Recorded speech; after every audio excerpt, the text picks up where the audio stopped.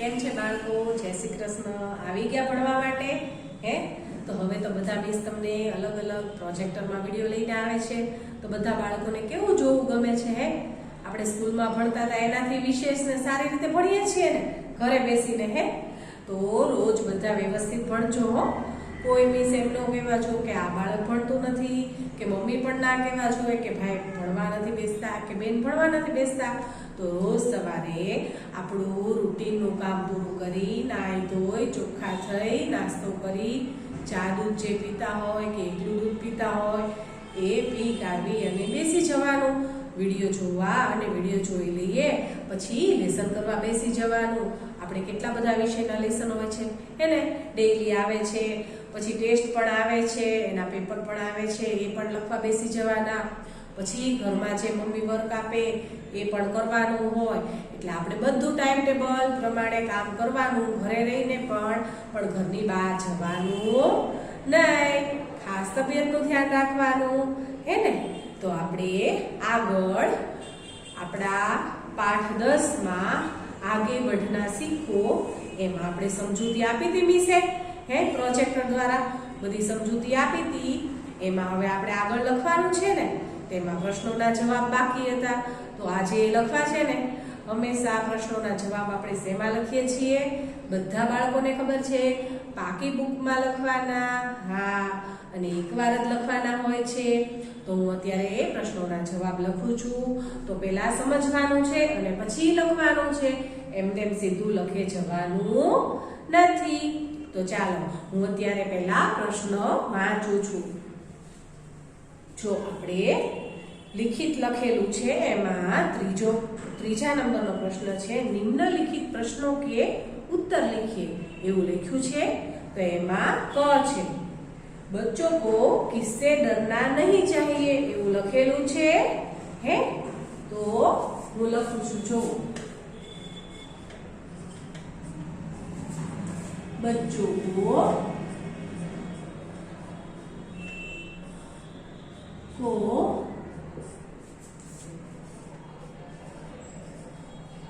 किससे डरना नहीं चाहिए.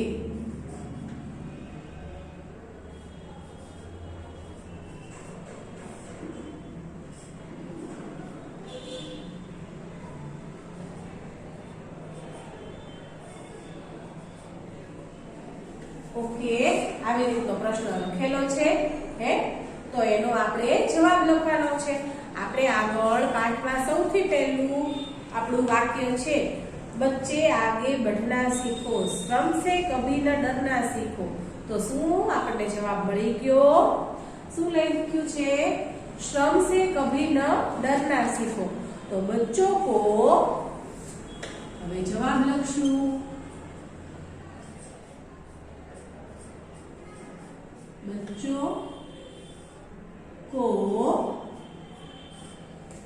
बच्चों को श्रम से कभी डरना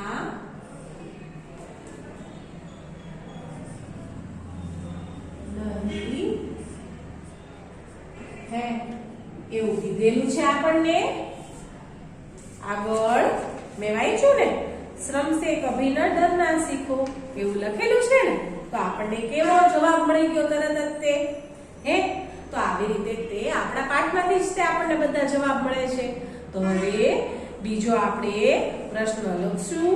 હે रास्ते पर चलते हुए बाधाओं के आने पर क्या करना चाहिए? ચાલો લખીએ.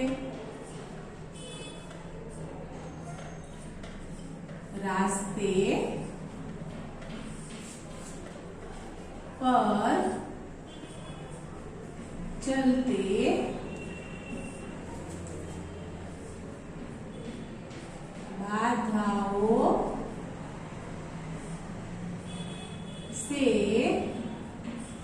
बाधाओं से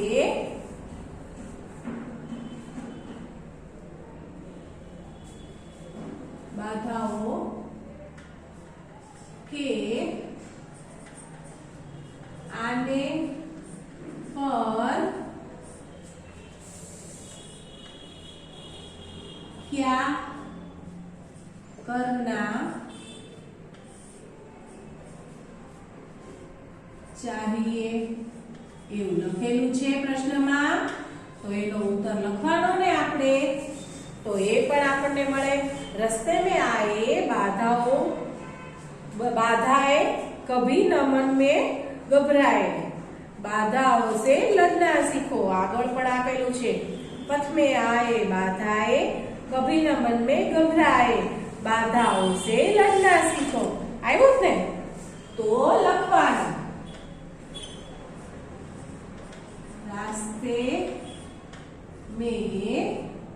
रास्ते में आए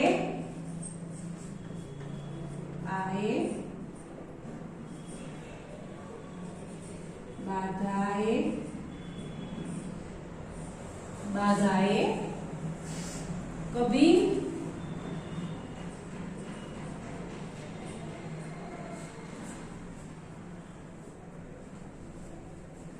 कभी न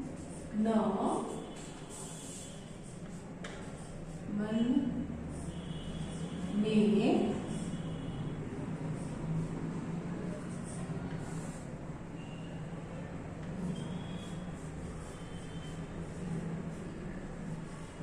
घबराए कभी न मन में घबराए बाधाओं से लड़ना सीखो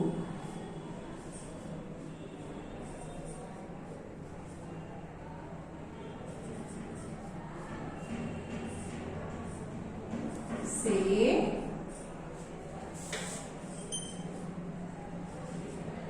लड़ना सीखो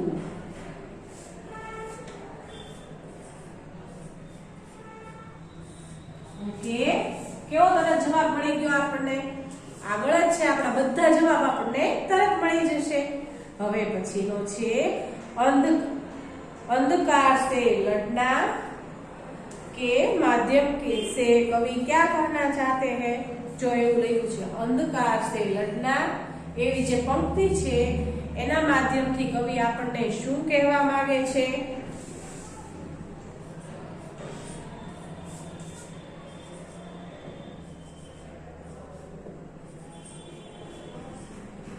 अंधकार से लड़ना के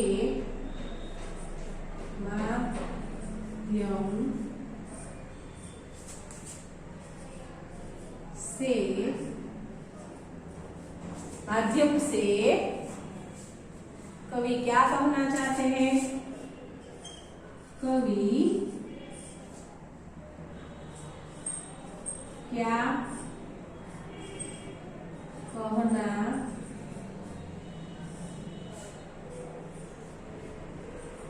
चाहते हैं એવું લખ્યું છે હે क्या कहना चाहते हैं તો એમાં આપણે લખવાનું છે शिक्षा पाकर योग्य बनो स्नेह प्यार में सभी सनो अंधकार से लड़ना सीखो એવું લખ્યું છે આગળ शिक्षा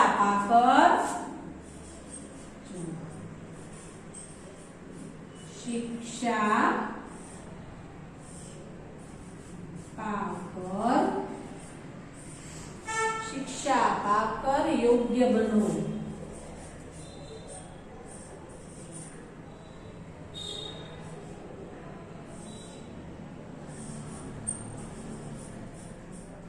योग्य बनो स्नेह प्यार से सभी सनो स्नेह प्यार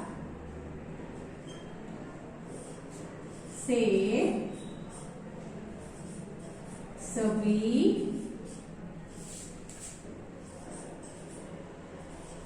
सनो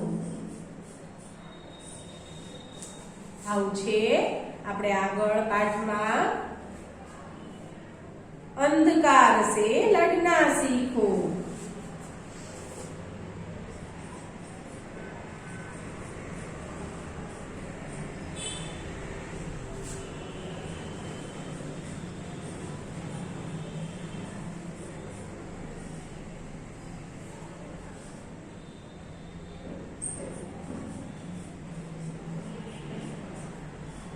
ओके આપણને કેવો તરત જ જવાબ મળી ગયો अंधकार से लड़ना सीखो के माध्यम से कवि क्या कहना चाहता है મળી ગયું ને તરત જ તે આપણને હે તો આવી રીતે આગળ પાઠમાંથી કેવું આપણને સહેલાઈથી મળી જાય છે. હવે આપણે આગળ બીજા પ્રશ્નો જોશું. ચાલો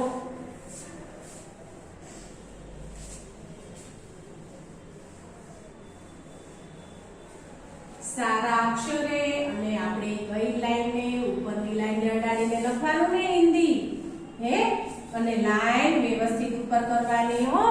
દર વખતે 20 ક્લાસમાં કહે છે ને. હવે આપણે અહીંયા પહોંચ્યા છીએ હે એમાં શું લખ્યું છે ચોથા પ્રશ્નમાં કિસે અપનાના ચાહીએ એવું લખ્યું છે ને હે તો એમાં આપણે શું લખવાનું સત્ય અહિંસા કો અપનાવો એવું લખેલું છે આગળ વિશે વાત કરેલી હતી.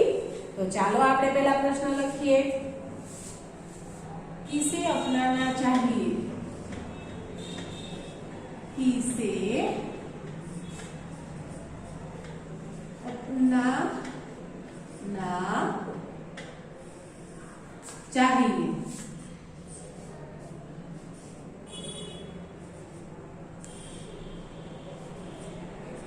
આવું લખેલું છે.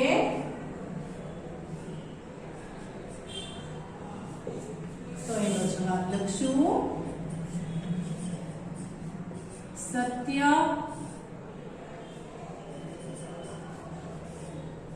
अहिंसा को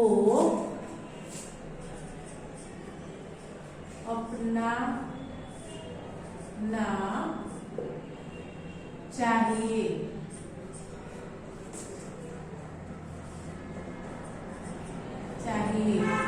ओके ખ્યાલ આવી ગયો હે. આવી રીતે આપણે ચોથો પ્રશ્ન પણ પૂરો થયો. હવે આવશે પાંચમો પ્રશ્ન. એમાં શું લખ્યું છે કિસે પ્રેમ કરના ચાહીએ.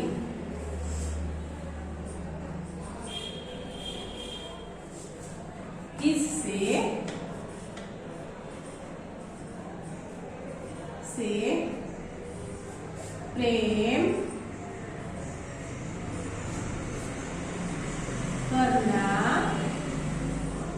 चाहिए.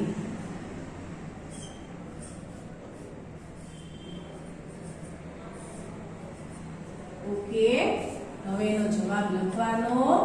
તો શું આવશે એના જવાબમાં આપણે દેશ ધર્મ સે પ્યાર કરો. શું લખેલું છે આપણા દેશ અને ધર્મની સાથે પ્રેમ કરો એવું કીધેલું છે આગળ આપણને. તો લખો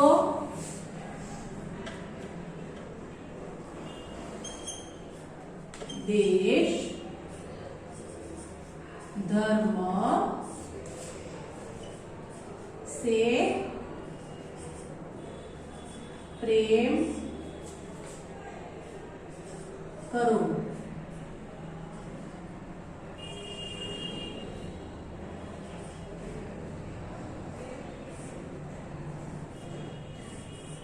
આવું લખેલું છે દેશ ધર્મ સે પ્રેમ કરો.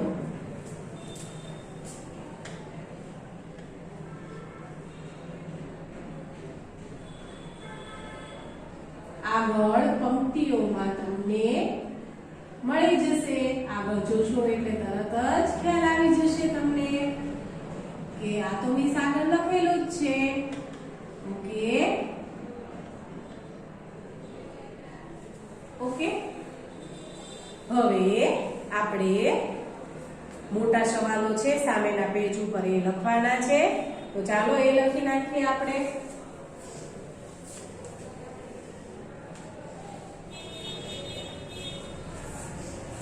એમાં પેલો છે देश धर्म से प्यार करो, दीन दुखी के कष्ट हरो। इन पंक्तियों का अर्थ स्पष्ट कीजिए। तो आपणे एनो जवाब लखવાનો છે। તો એનો જવાબ લખું છું, મારી સાથે લખજો। હું પ્રશ્ન નથી લખતી, વિસ્તારપૂર્વક જવાબ લખું છું એનો। તો એનો જવાબ છે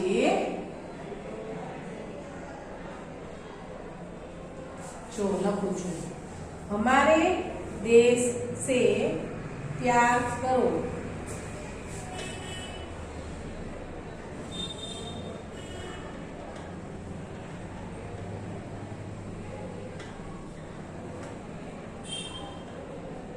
से प्यार करो। પછી देश धर्म से प्यार करो। देश धर्म से प्यार करो। अच्छी आवશે जो गरीब और दुखी है, जो गरीब और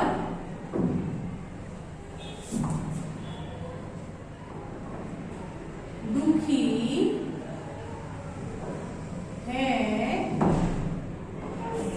है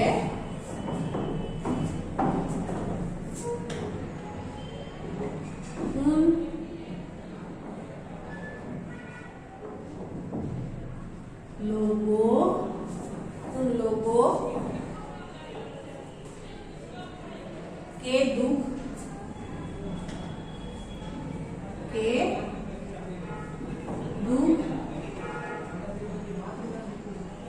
दूर करो। ओके, આ મોટો પ્રશ્ન હતો એટલે આવી રીતે આપણે લખવો પડ્યો ને। તો આવી રીતે આગળથી તરત તમને મળી જશે। હવે બીજો પ્રશ્ન છે, इस कविता के माध्यम से कवि बच्चों को क्या संदेश देना चाहते हैं, आपके शब्दों में लिखिए। कोई भी मुश्किलियां आए,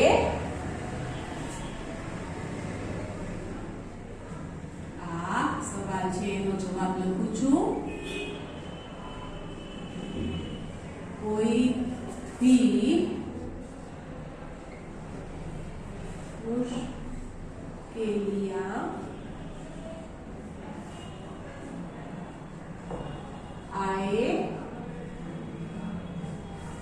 मुश्किलियां आए, मगर उसमें भी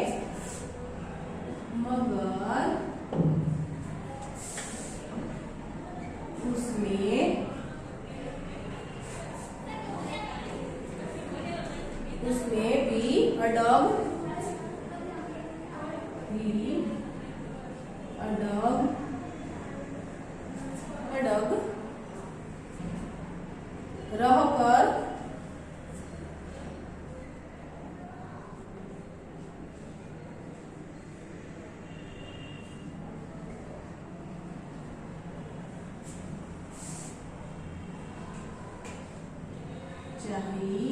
चलना चाहिए। कोई भी मुश्किलियां आए मगर उसमें भी अड़ग रहकर चलना चाहिए। એવું કવિ આ પાઠમાં કહે છે ને। આપણા આ પાઠનું આગે बढ़ना શીખો એવું છે ને। તો કોઈ પણ મુશ્કેલી હોય પણ એમાં આગળ વધતા રહેવું જોવે એવું કહે છે ને। તો જો આજે આપણે આ પ્રશ્નો બધા લખ્યા છે તો એ તમારે પાકી નોટમાં લખવાના છે। નો ખ્યાલ આવે તો મિસને ફોન કરજો અને હોમવર્ક ચેક કરવા માટે મોકલજો ફોટા પાડીને।